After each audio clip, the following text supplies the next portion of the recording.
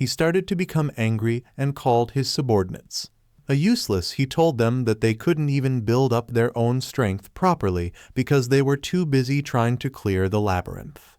Furiously, he asked them how the hell they were so weak. Even after choosing normal or hard mode, he thought that if only they did half the work they could have survived. But then he stopped and lay on the ground. He thought it was already in the past and something he chose to do, so there was no use in blaming others. He thought it was where humanity ends. Suddenly, he saw something shiny in Tian's. He looked at it closely, wondering what it was. Then he proceeded to crawl toward it, while realizing that Sean was trying to protect something too. He tried to get closer to it even though he was at the peak of dying, but the apostle glared and screamed at him. He activated the last chance, which allowed one skill to be used without any restrictions. He shouted time stop, and the system informed him that he had activated a simple time stop freezing time within a 100-meter radius for 2 minutes. He grabbed the stone in Tian's hand and ordered the system to check it. The system showed that it was the Al-Rabaros Bezdar, a relic of the gods that controls the cycle of all life and can turn back the time of one person. Once he was surprised that it could turn back time and wondered why Li Qian had it. Suddenly, he heard the monster break out of the portal in the sky and come out of it, but he told the creature that they would see each other next time. It flew toward him to eat him, but he activated the Al-Rabaros Bestar in time. He saw his younger self, hearing that he was a useless piece of, and asked him why he was born when he was little. His parents used him to relieve stress, and he will leave their words after getting beaten down like that. He thought he had no worth. That weakness led him to choose an easy mode, but he thought it was not the case anymore because he knew his own worth and talent. Now suddenly he woke up and was surprised to see garbage and a dirty room in front of him. He sat up and checked his phone when he saw that it was 1:02 p.m. on December 31st, 2019. He realized that he had really gone back in time. He remembered that on January 1st, 2020, at the dawn of the new year, the Earth's fall would begin. He ate pizza while wondering how long it had been since he last had pizza, because all they ate after the apocalypse were potatoes and monster carcasses. A minute later, he finished the box of pizza and thought about how Qian had an item that could turn back time, but he wondered why she didn't use it even until the end. When the Li Qian he knew would have run away, he came out of his room and looked outside. It was 11:58 p.m. and the apocalypse was imminent. He thought that everyone in the world must be counting down the time right now, welcoming the new year, while thinking that things would work out for the better. Unfortunately, just as the New Year's struck, the world collapsed. The people on the street heard something and asked others if they had heard something just now. They wondered if there was some sort of event happening somewhere. When 12 a.m. arrived, the people saw something and were confused about what it was. A portal appeared in the sky and a monster slowly came out of it, leaving people in shock and wondering what the hell it was. But he just looked at it. He was shocked back then, but he knew what it was now, and he knew that the monster was a B rank, a creature that a hard mode player could fight without any problem. So he wondered if it was about the time the system appeared in front of him and the other people who were running for their lives, saying hello to them. The system told them that their world was going to be destroyed by invaders and that the weapons they had so carefully crafted were of no use against them. The monster slowly emerged from the portal and the news announced it to everyone, but the system told them not to worry. The people attacked the monster using guns, but it didn't get hurt. Instead, it got angry and attacked the people with its fire, while the system told them that a merciful being who had taken pity on them had decided to give them all a chance. They would be given in a choice and could select the one they wished to choose and enter the labyrinth to clear it and gain power. He cursed at the system while walking on the street full of running and panicking people. The system asked him to choose from easy mode, normal mode, hard mode, and solo mode. While he said that they were just crazy for entertainment, he had been a timid little boy before, but now the system opened the labyrinth door for him. He saw his younger self looking at him and asked himself why he didn't head out now. If they choose the easy mode, they will be blessed with abundant food and rest. Areas that exist in each labyrinth, even ordinary and frail individuals can eventually clear it if they put in the effort. If they choose the normal mode, food is scarce, and there are definitely fewer rest areas and labyrinths compared to the easy mode. Although it will be difficult to survive, they will be able to clear it if they do their best and avoid falling into despair. If they choose the hard mode, they face extreme difficulty that challenges their limits.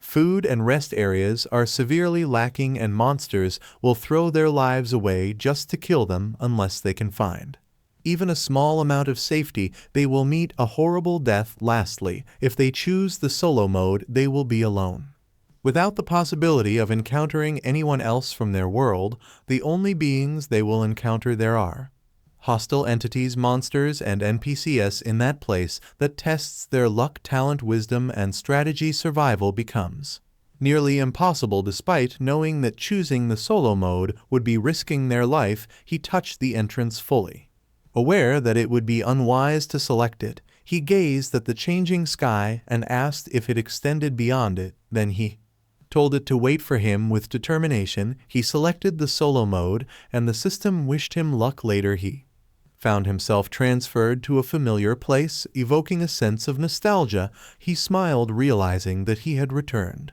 after a long time. Suddenly the community appeared, and a man named Kang Hook asking what it was. He was surprised to see a post already, and although he didn't know who the man was, he thought June Hook seemed quick-witted. The community served is the only means of conversing with people in other difficulties, and the shared methods and strategies provided immense help. He replied, wishing June Hope good luck. He knew that he could effectively utilize the community later, so there was no point in using it. Now he needed to check something right away. He recalled Tian asking him about the NPCs in the easy mode. He replied that the NPCs simply repeated their set answers like typical NPCs. He asked Tiona for experience was any different. She replied that the NPCs in the solo mode acted with intelligence, able to move freely as if they were real people. Then he noticed a man sleeping by the side of the gate. He believed the man was the gatekeeper NPC who guarded the labyrinth entrance. He remembered that in the easy mode, the gatekeeper was just irregular-looking white-haired old man. The man woke up and expressed surprise that he was already there, as he had expected it to take at least a month. Observing the man standing up, he realized that the man was stronger than Chan, making him wonder if he truly was the gatekeeper. The man congratulated him and introduced himself as Brockman, the guardian who protected that place, and also his guy. He asked Brockman if his name meant Broken Man, to which Brockman replied that the one who failed their attack attempt became the gatekeeper. He asked if it wasn't kind of cool. Brockman explained that he assumed TaeSan had heard the gist of it. Outside their world was facing destruction by invaders, and this opportunity was granted by a magnanimous transcendent being. It was needlessly merciful, since being annihilated would have led to more happiness. TaeSan noticed that Brockman spoke as if he had already experienced it. Chan's statement about the NPCs in solo mode being actual living beings from destroyed worlds seemed to be true. He looked at Brockman calmly, making Brockman wonder why he was so composed. Brockman thought that if TaeSan came from a peaceful world, he should be freaking out right about now. Brockman even contemplated beating TaeSan up, but refrained. He explained something to TaeSan, but there was no response from him. Brockman then explained that their current location was the labyrinth, sometimes referred to as the tower, but TaeSan was free to call it whatever he wanted. He elaborated that there were a total of 100 floors with significant changes occurring every 10 floors. Naturally, the challenges became more difficult the deeper one ventured. TaeSan would have to manage his own food and water while inside the labyrinth and find the necessary information on his own. TaeSan asked if that was all, to which Brockman replied by asking if you wanted an explanation of each floor starting from the first one. Brockman also mentioned a person inside who would sell him items, suggesting that he should meet them. TaeSan recollected Chan complaining about how annoying the gatekeeper was, expressing a desire to beat him up if She had the chance. He also remembered her nearly dying, even before entering the labyrinth, a response to Chan's statement. He stated that he understood, recognizing that he should keep quiet. Brockman gestured with his finger, casting something, and informed TaeSan that he would at least teach him the basics. Brockman conjured a small sword, covered with cloth, which surprisingly grew in size when lifted. Brockman smiled, swinging it at TaeSan, who calmly observed. Just before it struck him, Brockman halted the swing and withdrew. Smiling, he instructed TaeSan to take the sword. TaeSan grasped the sword, and the system explained that the cloth was worn leather armor, providing a defense bonus of 1 capable of blocking minor scratches. The sword was identified as a rusted sword, offering an attack bonus of 1. It appeared fragile and likely to break soon. He remarked to Brockman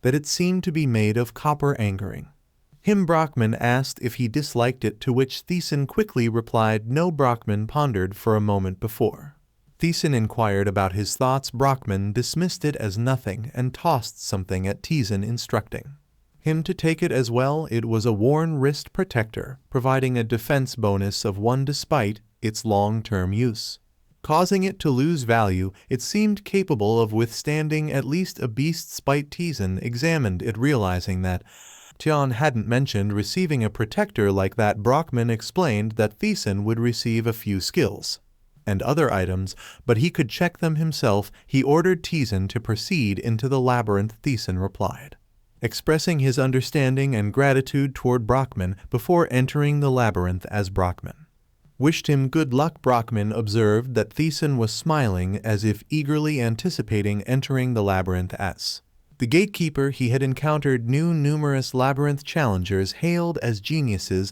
but none had managed to clear it. However, he believed TaeSan was different. It wasn't just about talent or skill. There seemed to be a deeper foundational power within TaeSan to survive. Brockman sat down once more, hoping that TaeSan would make it through. On the other hand, TaeSan halted his steps as the system appeared in front of him. The system explained that the labyrinth was created by a great magician long ago, and a rumor circulated that a wish would be granted to whoever could clear it. It warned him that it was a sealed world where terrifying beings lurked in silence and living creatures perished. Everything within the labyrinth existed to oppress him, but if he could endure the deep and dark trials, eternal glory awaited him. He emerged from the tunnel and reached the entrance of the labyrinth. Floor 1. The system informed him that beings vulnerable to stabs inhabited this floor, and their powers were not particularly strong. He smiled and asked if he should begin. The system replied that the main quest was starting, and the system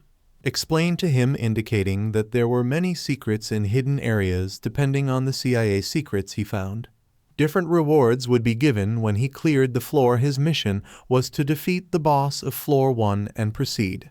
The reward was a random stat-boosting potion, and the secret reward remained unknown. He remembered Tian asking him if he had a shopkeeper in easy mode. He affirmed and asked her in turn if there was a difficulty level without them. Tian simply questioned them about the shopkeeper. He responded that the shopkeeper was a straightforward merchant, just at the level where he could purchase potions from him. Tian informed him that this was not the case in solo mode, where they sold a variety of items. This led him to question if she was boasting. She showed him a pure black bracelet, an incredibly potent item that reduced damage taken by 50%. He asked her if items like that were sold in the solo mode shop. Tian confirmed that there was much more, but she didn't have sufficient gold to buy them. If she could simply buy all the items in the shop, she would probably become stronger than him back. Then he had only half listened because it didn't concern him.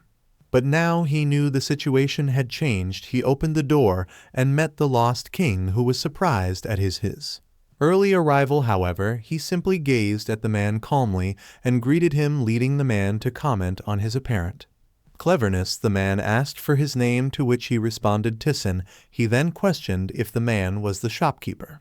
The man teasingly asked him what he would do if he were the shopkeeper. He looked around and mentioned to the man that there seemed to be nothing in the shop. The man called him a brat and claimed that if he wanted to display all his items, the entire floor wouldn't be Enough, and he had no intention of showing his children to him. He realized that the man was a shopkeeper who didn't sell items. He questioned the man about his purpose. If he wasn't selling anything, the man glared at him angrily, asking him furiously if he thought the man was there by choice. The man shouted that he had lost his kingdom due to insanity and was languishing there for no reason. The man then calmed down and told him he didn't want to show his children to a brat who didn't know anything. TaeSan understood. The man pointed to the room behind him, suggesting to tease him that if he could prove his worth, the story might change. TaeSan was taken aback, but the man simply ordered him to go and return